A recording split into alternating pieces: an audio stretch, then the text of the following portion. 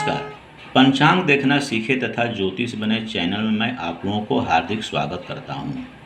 आज भी हम लोग हमेशा की भांति एक ऐसे विषय को सीखेंगे जो आपको निश्चित ही लाभकारी साबित होगा। आज का विषय है, जैसे आप लोग हमेशा दिनचर्या में देखते हैं कि कोई आपके जजमान या कोई व्यक्ति आते हैं और पूछते हैं कि पंडित जी ये बताइए कि क्या मेरा कार्य पूरा होगा, कार्य सिद्धि होगी अथवा नहीं, लाभ होगा या हानि। इसकी चर्चा रात दिन आप लोग झेलते होंगे, समझते होंगे और करते भी होंगे। तो आज का विषय जो है वह प्रश्न फल विचार है। प्रश्न फल विचार में जो जातक आपके सामने आते हैं तो उनके हाव भाव, शरीर रूप रंग इत्यादि पर भी विचार करना चाहिए, ध्यान देना चाहिए। जो जातक आपके पास आते हैं और वह यदि मुंह, नाक, आँख का स्पर्श करते हुए कोई प्रश्न करते हैं तो निश्चित ही उसे धन धान्य अन्यादि का लाभ होगा, ऐसा विचार करके उसे फलादेश करें, फल बतावें।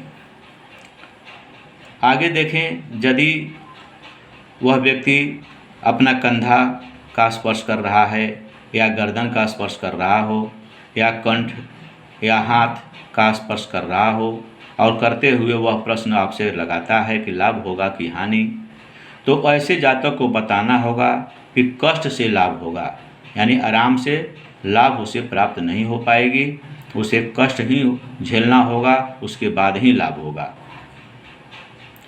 यदि वह व्यक्ति कांख या नाभि को स्पर्श करते हुए आपसे प्रश्न करता है तो उसे सुंदर अन्नादि प्राप्त होगा, यानी वह शुभ है, उसे अन्न इत्यादि की प्राप्ति होगी।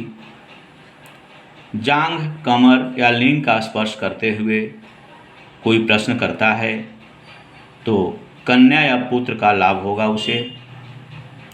पैर, गौड़ स्पर्श इत्यादि करके पैर को यानी जंघा से नीचे शरीर का स्पर्श करता है तो उसे क्लेश की प्राप्ति होगी, उसे सुख की प्राप्ति नहीं होगी, ऐसा विचार करके बताना चाहिए।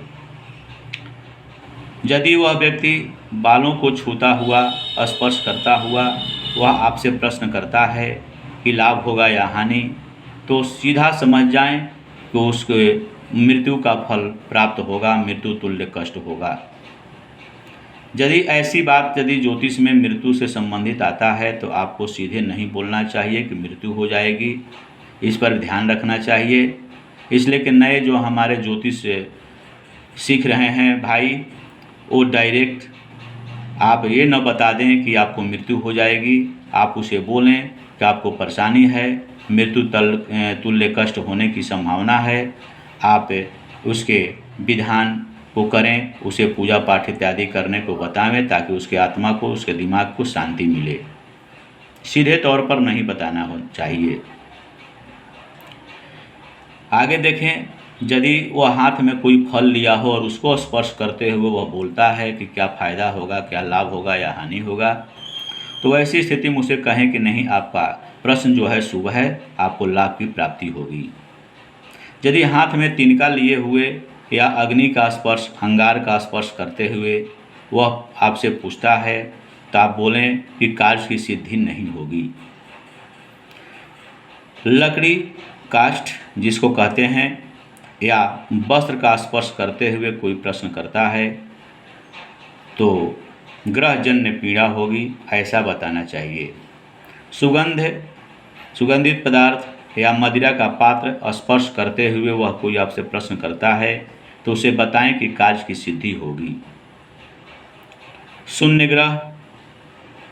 गृह यानी सुनसान घर में, श्मशान में, सूखे लकड़ी पर बैठकर या टूटे वृक्ष के नीचे यदि कोई प्रश्न करता है तो वह शुभ माना जाता है तथा विदिशा में पूछे गए प्रश्न जो हैं वह सिद्धि उसे नहीं प्राप्त होती है, ऐसा हमें बताना चाहिए।